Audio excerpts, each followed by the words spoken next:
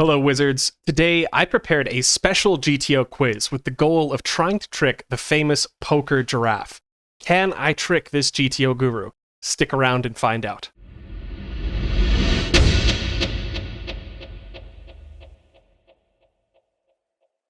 QY is a GTO wizard and run it once elite coach who's taught more than 100 students across all formats. Welcome, QY. Hi, Tom. If you've seen his work, you'll know that he has an excellent understanding of poker theory. So I thought it would be a good idea to test that understanding with a poker theory quiz. In return, I've come up with a separate quiz for Tom, and just to make things more fun, we've both agreed to make the questions as difficult and tricky as possible. This video will feature me attempting Tom's quiz, but you can watch Tom attempt my quiz on the Poker Giraffe channel. QY, are you ready for the hardest quiz you've ever done? Let's do it. So, question 1. Symmetrical ranges. Both players have 4s through aces, and the board is 2-2-2-3-3. The SPR is 1, so a pot-sized bet behind on the river. Now, the question, my friend, what part of out-of-position's range gains EV when they can block bet, as compared to if they were forced to range check? Can I take a look at the hand grid again? The previous slide? Sure. Only question is, does it really benefit from a small bet? Let's say if we, when you say block bet, I assume you mean like a third of the pot or quarter of the pot, right? Well, we'll make it simple for you. Just pretend that out of position can lead for any size they want. So they can shove, they can bet 10%, half pot, 25, you name it. Then I'm just gonna go with B then, ace through jacks. Eights through jacks. Yeah, that's my final answer. Locking it in, hey? Why have you chosen this answer? Because I feel like, fours through sevens don't really care that much. I mean, fours clearly doesn't care what size it goes for. The only reason why we want to block bet is to get a little bit of turn value, right? With fours, that's not possible. So that's out of the question. And then between like B and C, I feel like aces through queens, I'm not 100% sure without doing the math, but I feel like aces and kings, at least, their natural size would just be to go all in. So that leaves like the only remaining answer as B, because those are the main hands that, if you bet a bit, like clearly you don't want to jam with like eights, right? So if you did not have a small size, you'd have to like check with eights, but you could potentially gain like a little bit more EV by block betting, just to force your opponent to call. Because I think if you bet like a quarter of the pot, he has to call stuff like sevens and sixes at some frequency, just to make sure that your fours and fives don't get to bluff too profitably. So that's my rationale for choosing B. Very logical answer. But the answer is C, which is so counterintuitive, because everyone says that the reason you block bet is to overrealize equity with the middle of your range, right? And that makes a ton of sense.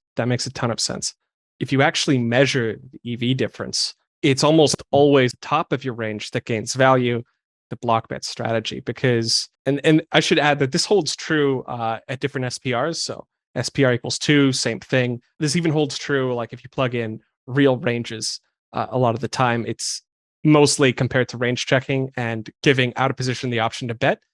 The top of your range is actually what gains value. And I think this comes down to the fact that in position simply checks back a lot more if out of position is forced to range check. And so the nutted portion of your range is actually what gains value when you're allowed to lead. Oh, wow. I was not aware of this at all, to be honest. So this difference, Colin, doesn't mean that OP with...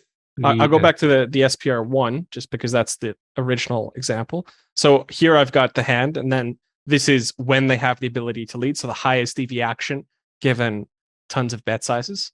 And here's the EV of out of position when forced to range check. Well, that's crazy, man. Like tens actually loses EV when you include the middle of the range actually loses value, which is so counterintuitive. Like if you would have given this question to me and I hadn't studied this, I would have definitely got it wrong. And so here I could show you a solve here, for example. So here I've given it a ton of sizes. Show you the tree here. It's SPR is 1, symmetrical ranges, and just a ton of different sizes. So we can see it never actually shoves, but it does use, for example, half pot, 40%, even 10%. And when you do bet small, of course, they're forced to call pretty wide, but they're also forced to put in more money with a wider range. And when you check, they will bet wider as compared to if you had forced them to, had forced out of position to check all of this stuff, right? And I think that's where the bulk of the EV gain comes from. The middle of the range actually loses a bit of money because they expect to face more aggression when you check with, for example, 8s or 9s or 7s or whatever, right? Yeah, it's just such I guess with like 8s and 9s, okay, because I have noticed this in like actual situations where, like on the river, for example, if out of position has like a block bet size, the times that he checks in position is going to bet much thinner for value. I think that's just like a universal thing. Absolutely, yep. Yeah, because the more you block, the weaker your checking range becomes. Yeah, in that sense, it does kind of make sense, I guess, right? When you are when you have this sort of block betting range, your opponent is going to play more aggressively the times that you check.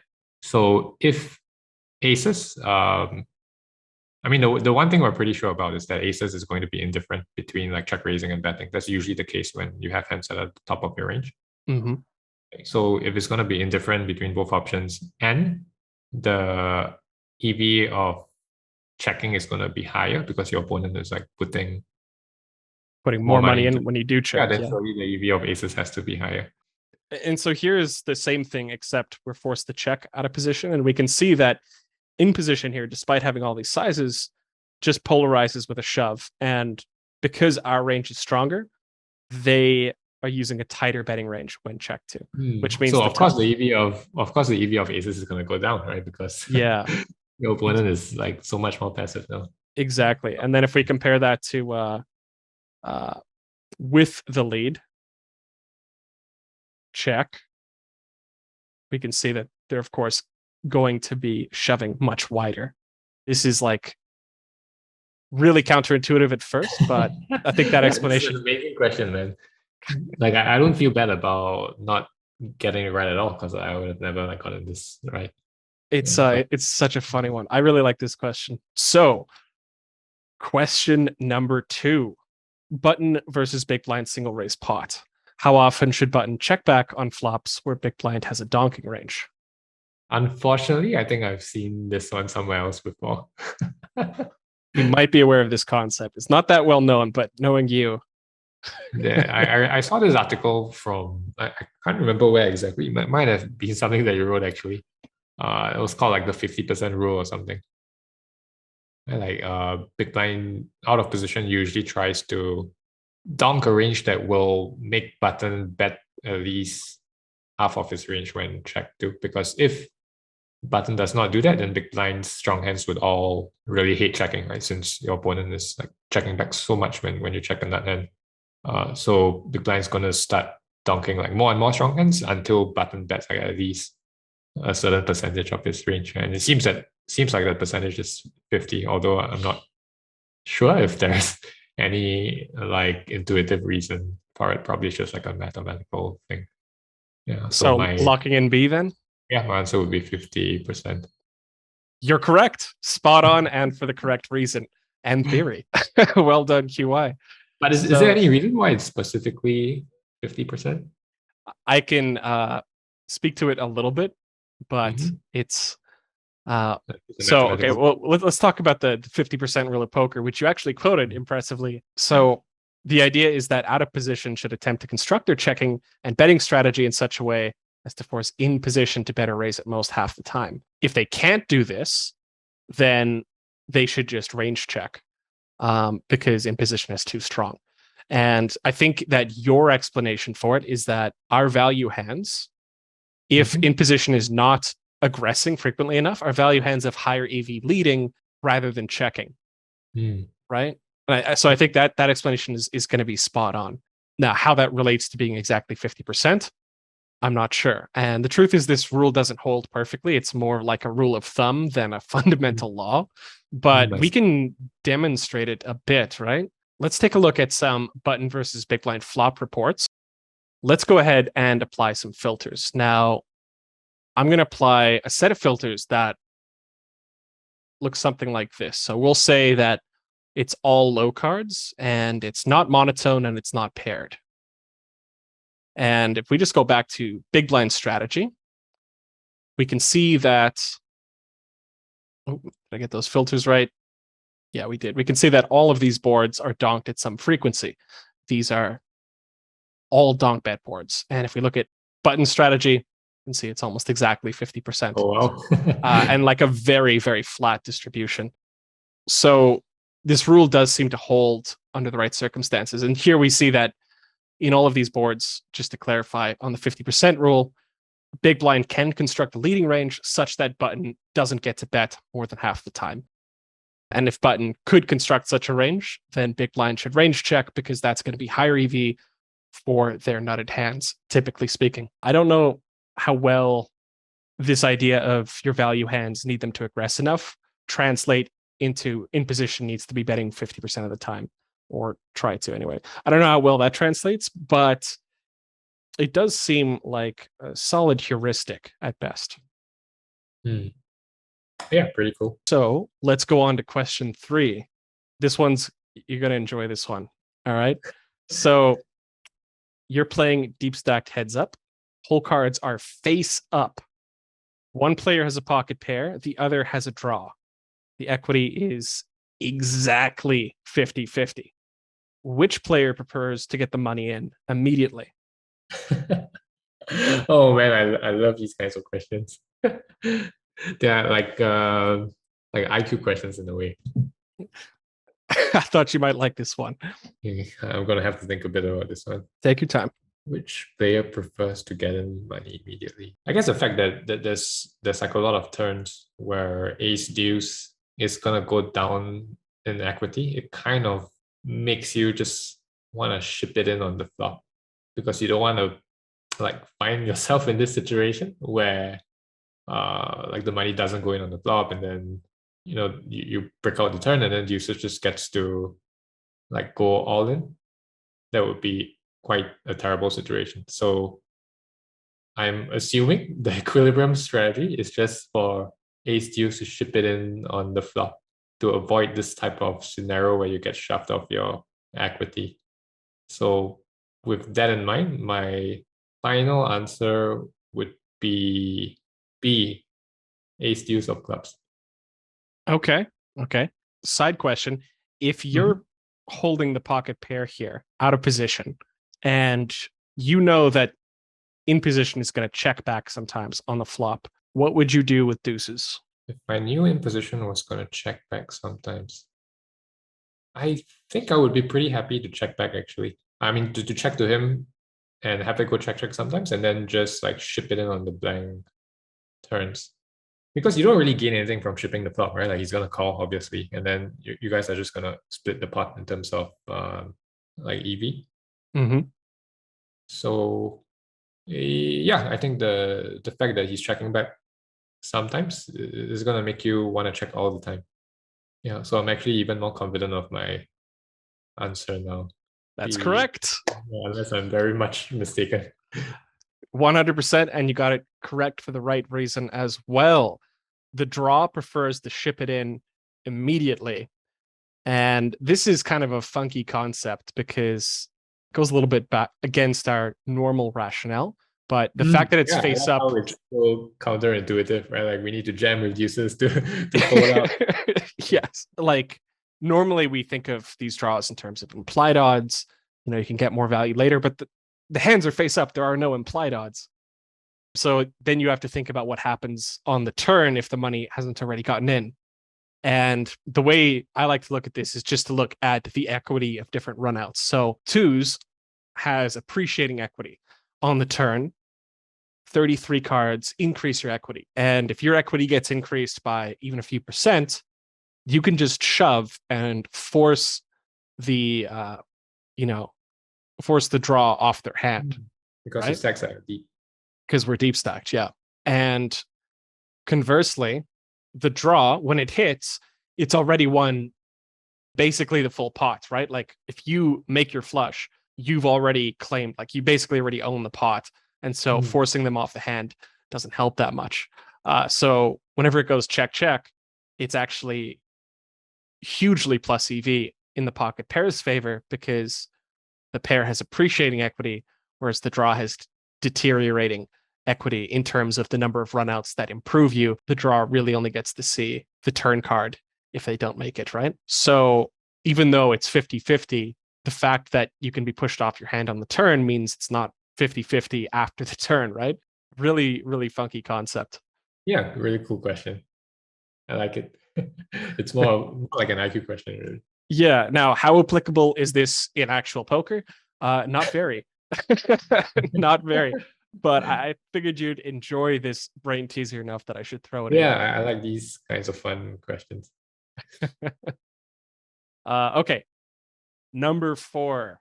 So 2 players, we'll just call them QY and TB, whoever they are playing a low stakes heads up cash game. Now, QY plays a fixed GTO strategy. TB is something of a calling station and calls any hand that's mixed between calling and folding, otherwise playing GTO. So how would their EV change compared to equilibrium? Up meaning this player's EV increases, and down meaning it decreases, and right meaning it stays the same. Got it. Clearly, this has something to do with the rig. And just to clarify, we're talking about a Nash equilibrium strategy because some people define GTO as exploitative. Assume in this context, GTO means equilibrium, accounting for rig. Okay, I'm gonna not like overthink this so much and just go for D. D, the man chooses D.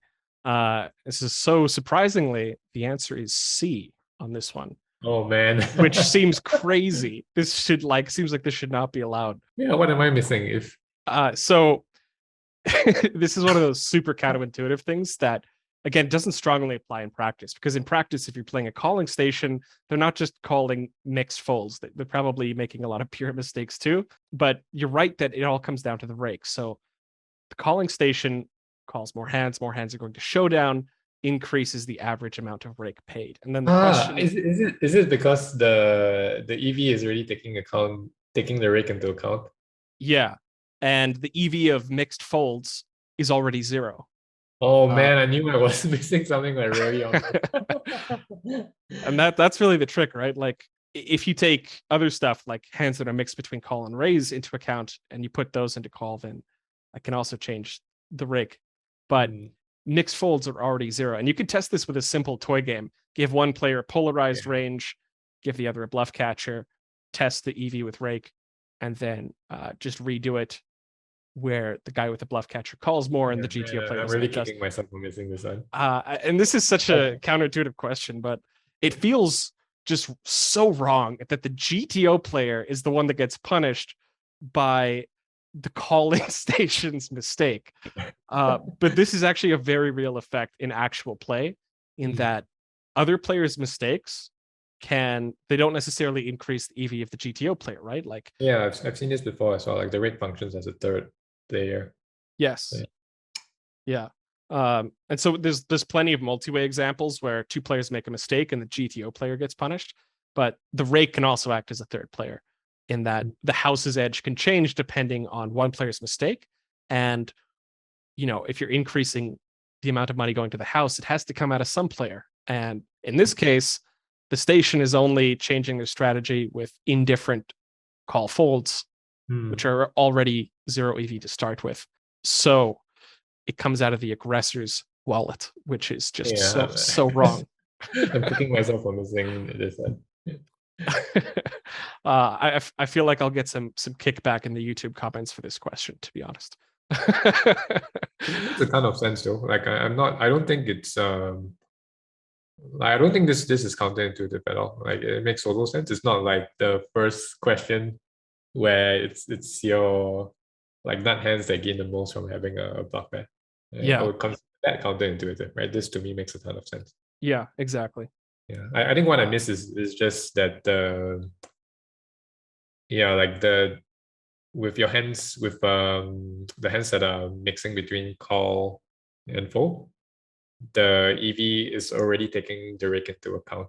That's the thing that I missed. Yeah, like they're indifferent after the rake. And in position, or sorry, not in position, but the fixed GTO player isn't adjusting the strategy to punish that further.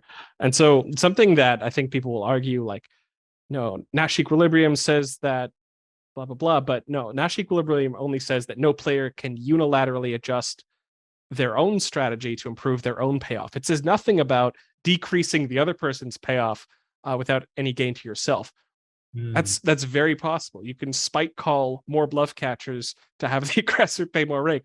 This is theoretically possible, not recommended because it's super exploitable, but it does exist. And it reminds me of like chop boards where the rake is so high that the first person to shove kicks the other person off the hand, but the other person can spite call and both players take a hit, which is kind of what you were describing. I mean, in the first place, it's not like even strictly speaking a heads-up situation because the rake is like a third player. Yep, you're right. It's not strictly a heads-up situation theoretically. The house is also a player, believe it or not. An invisible hand taking money out of the pot, so to speak. So let's go on to question number 5. All right, so we've got a cutoff versus big blind single raise pot on Jack 10, 4, 5, 9. Flush is possible, and action has gone check, bet, call, check, check. And here we can see in position, out of position, EV. So out of position has a bit of an advantage on this potential pro bet spot because in position has checked the turn. And we'll go take a look at this spot in a second, but the question will be, how does big blind's EV and strategy change if we remove all the second pair from their range on the river? There we go. So here we're looking at the GTO strategy. And let's just go ahead and highlight the second pair here. Now, typically big blind will want to check their second pair. And we can see that second pair does have value. These are not zero EV hands. These are plus EV hands, right? And we can also see that their checking frequency is about 43% overall. And in fact, I'm just going to switch this over to vertical because more people are familiar with this view. So what would happen to big blind's expected value and their strategy if we just straight up deleted all of these second pair hands from their range? And just to give you an idea, here's the EV breakdown. 6.89 for big blind, 2.77 for cutoff. So this is the bet check bet line. And you're not so concerned about like bet sizing, right? You could throw it in there if you like. This is an open-ended question, so. Okay. Yeah, I don't think bet sizing is going to change much. Definitely the range is going to be more polarized. Although the betting range might not be. So second pair is a pretty big chunk of our range, right? It's like a quarter of our range. Okay, so my answer is that first of all, we start fast playing a lot more of our strong hands. So I wouldn't expect to see like very much checking from like flushes and straights, for example. There would just be not much of a reason to check these hands. Like currently the only reason why we're doing it is because we have like a bunch of second pair in our checking range. And the times that we check, our opponent's gonna bet like pretty aggressively with hands like top pair, which is what gives the flushes and straights some EV as a check. So once you take away the second pair, I'm assuming like there's gonna be much less incentive to be like going for the check raise with these hands. Here's the other question. What do you think happens to big blind's EV? So it's starting at 6.89 versus 2.77. How would their EV change if we remove these 10x hands from their range? Feels like it should go up because like all these hands that are worth 4 or 5 chips, they're definitely below the average pot share. Worth less than half the pot. So on the surface, Seems like our EV should go up. But then again, this could always be like a this direction. And what about the fact that these are plus EV hands? So for example, like ace 10 is worth like 5 big blinds.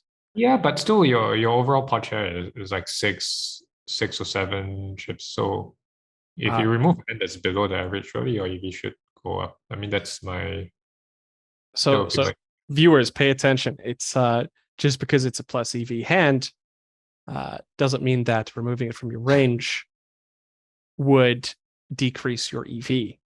It's about the pot share. The giraffe says, okay, yeah, you're absolutely right. So the EV increases for the reason you said. And I think a lot of viewers will be a little confused, like, wait, aren't we removing this hand that's worth 4 big blinds? Well, keep in mind that it's 40% pot share, which means your opponent gets 60% pot share, right? You remove those below average hands from your range, it's actually going to increase your share of the pot. Of course, we can share the sim here. Okay, I think I was definitely like overthinking this one. You were. Your first guess was just right on track, but you're probably gonna have to cut out like a lot of good stuff. Yeah, you were spot on, QY. So it does, the betting frequency just increases massively, even more over betting and large sizes, but it splits between all sizes here.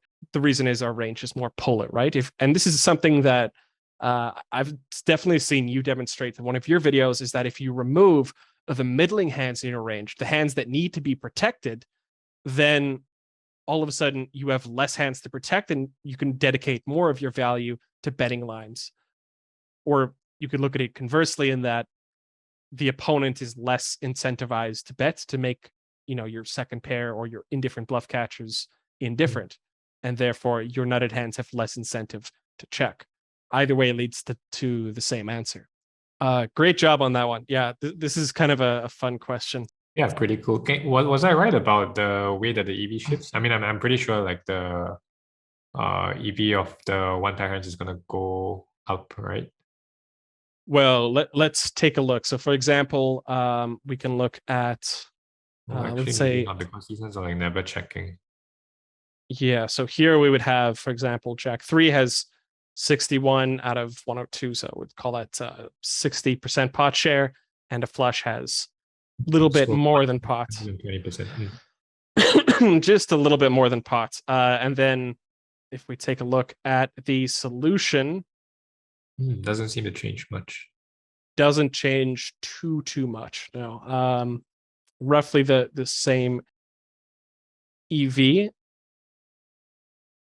but these middling hands being removed mean that you have less garbage in your range. Also, I think that more money goes in with this strategy, simply because you do have the capability to just put in so much more money with so many more hands, because you're not dedicated to protecting those bluff catchers as much. So more money going in. I would assume some part of your range does also increase in EV, but the important thing is that these 10x hands, despite having like 40% pot share, aren't actually adding to your overall EV. They're more of a hindrance than anything else, but they're still required in an unexploitable strategy, of course. So if you guys enjoyed this video and you want to see more, watch part 2 on Poker Giraffe's channel, where he's going to quiz me instead. We'll see how I do. That's all for now. Happy grinding. And thank you so much, QY, for this collaboration. It was so much fun. Oh, thanks, Sam. It was super fun for me as well. I loved like all of the questions. Such a, I mean, I definitely learned a lot, and I hope everyone else does as well. I know I certainly did.